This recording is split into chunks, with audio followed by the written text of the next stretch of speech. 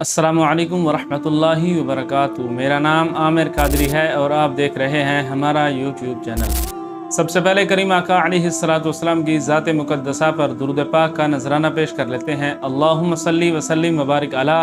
سیدنا و مولانا محمد معدن الجود والکرم وعلی آلہ وصحبہ وبارک وسلم۔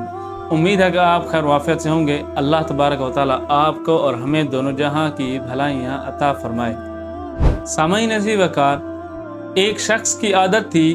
کہ وہ اذان ہونے سے پہلے مسجد میں آ جاتا، وضو کرتا اور پھر قرآن پاک کی تلاوت میں مشغول ہو جاتا۔ تو اس طرح اس کو جماعت کے ٹائم تک بہت سارا وقت مل جاتا جس کے اندر وہ قرآن پاک کی تلاوت کر لیا کرتا تھا۔ تو ایک دن ایسا ہوا کہ وہ اپنی روایت کے مطابق آتا، وضو کرتا اور قرآن پاک کی تلاوت کرتا۔ تو اسی طرح وہ تلاوت قرآن پاک کر رہا تھا کہ مسجد کے اندر ایک بچہ داخل ہوا اور یہ اس کو دیکھنے لگ گیا کہ وہ آیا، اس نے وضو کیا، وضو کر کے مسجد کے اندر آ کر ایک کونے میں بیٹھ گیا۔ تو یہ شخص اس کی طرف دیکھا تو وہ بچہ آگے سے مسکرانے لگا، تو یہ بزرگ بھی آگے سے مسکرائے، تو دونوں نے ایک دوسرے کو مسکرا کر دیکھا۔ تو پھر یہ بزرگ اپنے قرآن پاک کی تلاوت کرنے میں مشغول ہو گئے اور وہ بچہ اسی کونے کے اندر بیٹھا ہوا تھا۔ تو یہ بزرگ کہتے ہیں کہ کچھ دیر بعد جب میں نے قرآن پاک کی تلاوت ختم کی تو میں نے اس بچے کی طرف دیکھا تو اس نے اپنے ننھے سے ہاتھ اللہ تبارک و تعالیٰ کی بارگاہ میں اٹھائے ہوئے تھے اور اپنے چھوٹے چھوٹے لبوں سے کچھ نہ کچھ بول رہا تھا، اللہ پاک کی بارگاہ میں کچھ دعا کر رہا تھا اور اس کے لبوں پر مسکراہٹ بھی چھائی ہوئی تھی۔ تو یہ بزرگ کہتے ہیں کہ میں بھی خوش ہوا کہ اتنا چھوٹا سا بچہ ہے اور کتنے پیارے انداز کے ساتھ اللہ تبارک و تعالیٰ کی بارگاہ میں دعا کر رہا ہے، اللہ پاک سے کچھ نہ کچھ مانگ رہا ہے، کتنا ہی پیارا انداز ہے۔ تو یہ شخص کہتا ہے کہ ابھی میں یہی سوچ رہا تھا تو وہ بچہ دعا ختم کر کے جانے لگا،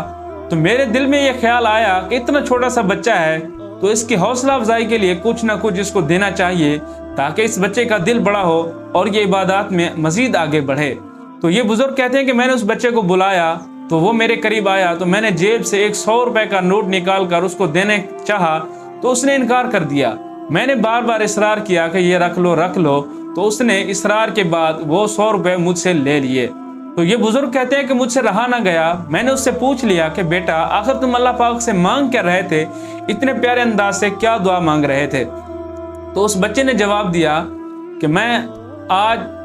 بچوں سے کھیل رہا تھا تو بچے چاکلیٹ کھا رہے تھے، تو میرا بھی دل کیا کہ میں بھی چاکلیٹ کھاؤں اور میرے پاس پیسے نہیں تھے، تو اس لیے میں اللہ پاک کی بارگاہ میں حاضر ہوا اور دعا کی، تو اللہ تبارک و تعالیٰ نے میری چاکلیٹ کے پیسے آپ کے ذریعے مجھے دلوا دیے۔ اب میرے پاس 100 روپے آ چکے ہیں اور اب میں جا کر اسی طرح چاکلیٹ کھاؤں گا جس طرح دوسرے بچے کھا رہے ہیں اور پھر انہی کے ساتھ کھیلوں گا، کودوں گا۔ تو بزرگ کہنے لگے کہ دیکھیں کہ اللہ تبارک و تعالیٰ نے اس کو کیسی سمجھ عطا فرمائی ہے، یا اس کے والدین نے اس کی کیسی تربیت کی ہے کہ جب کوئی بھی پریشانی آ جائے تو اللہ پاک کی بارگاہ میں ہاتھ اٹھا لینے ہیں، اللہ پاک تمہاری اس پریشانی کو دور کر دے گا۔ اب یہ بچہ ہے، بچے کو یہی سوچ دی گئی کہ صرف چاکلیٹ کے لیے اس کو پیسے چاہیے تھے، تو اس نے جا کر اللہ تبارک و تعالیٰ کی بارگاہ میں ہاتھ اٹھا دیے، اللہ تبارک و تعالیٰ سے مانگنے لگ گیا۔ تو ہمیں بھی خود بھی اور اپنے ماتحت کو، اپنے بچوں کو یہی چیز سکھانی سمجھانی چاہیے کہ اللہ تبارک و تعالیٰ کی بارگاہ میں رویا کریں،